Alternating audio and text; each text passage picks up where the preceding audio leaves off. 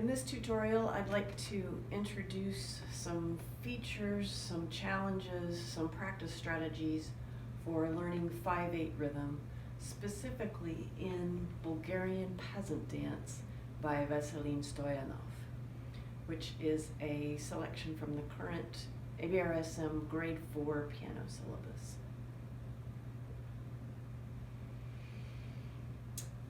It's in 5/8 time signature.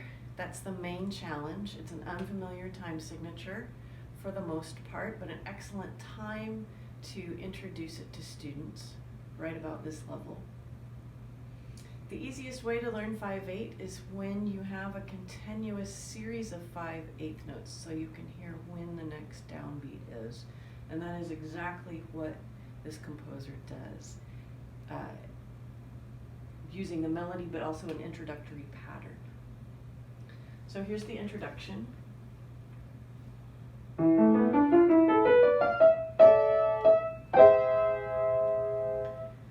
So you get going with this pattern of 5, and it repeats. So you hear E, E, E, 4 measures in a row as the downbeat. And then the melody also repeats that. This third finger is your anchor so that you can feel the downbeat clearly. I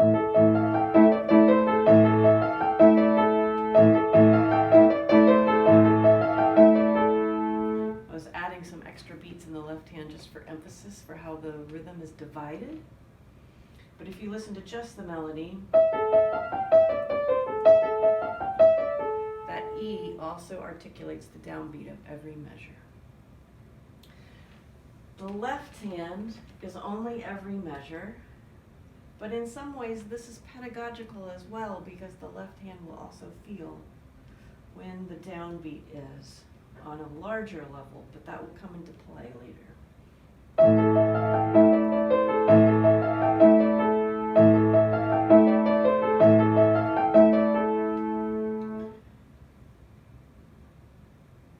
What's tricky is when those eighth notes stop.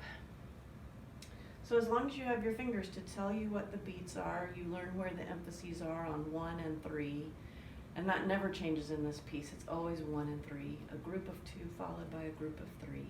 It makes it very regular. In the next phrase, these eighth notes stop periodically, and you have to feel how long the longer beats should actually be without the subdivisions. Here's the next phrase.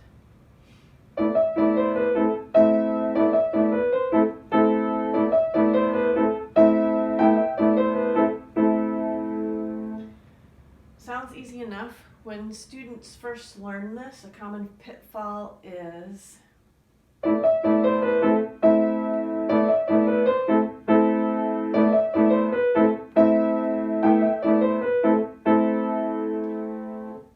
the difference between the way I played it the first time and the second time. What happened is I got to the second long beat and it became a half note. So we kind of settle into how long we think the note should be, how we're used to feeling beats 1, 2, 3, 1, 2, 3, instead of 1, 2, 1, 2, 1, 2, a slightly longer second beat. And in fact, what these dances are mimicking or portraying is the idea of a limp, a limping rhythm. One step is short, the next step is long. 1, 2, 1, 2. And really that's what the left hand should be feeling, is this unequal length of beats.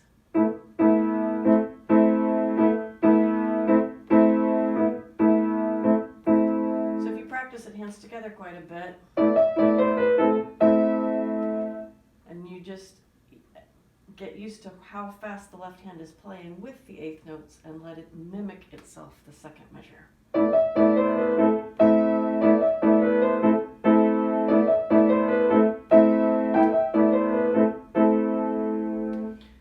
Those are my strategies for this particular dance. I'd like to compare it to another piece that I'm partial to because I've studied the composer quite a bit, and that is Aegean Song by Ilhan Baran, a Turkish composer. So we had a Bulgarian peasant dance. We're moving to an example by a Turkish composer. He specifically calls them songs and dances from the Aegean region, which of course is shared between several countries, Turkey, Greece, not Bulgaria, but if we include these countries together, we would refer to them as the Balkans, southeastern Europe, where these rhythms are very typical. In this piece, Baran is definitely expecting you to already be familiar with the rhythms because he doesn't give you any kind of introductory passage where you simply hear the 9/8 of this dance. It's not 5/8 anymore, it's 9/8, but it's 9/8 divided more or less as 4 plus 5, not in our 3 groups of 3 compound meter. Here's the accompaniment pattern that it starts with.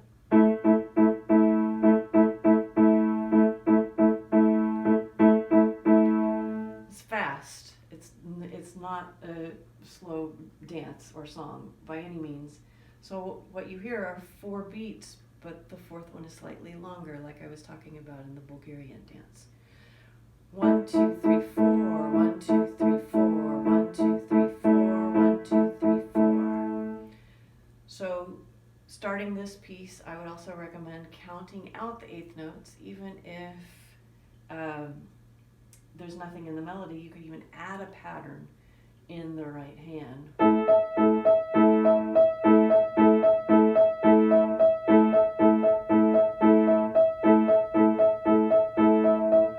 So you hear the 2 plus 2 plus 2 plus 3. I played a measure of 7/8 first. I bet you noticed. And after you get really used to that, again, let the left hand follow the right hand and then let it take over and play its own rhythm. Much more challenging than when you have the right hand to guide the left hand, but it's still a very worthwhile piece to play. I'll play a phrase or 2 of it.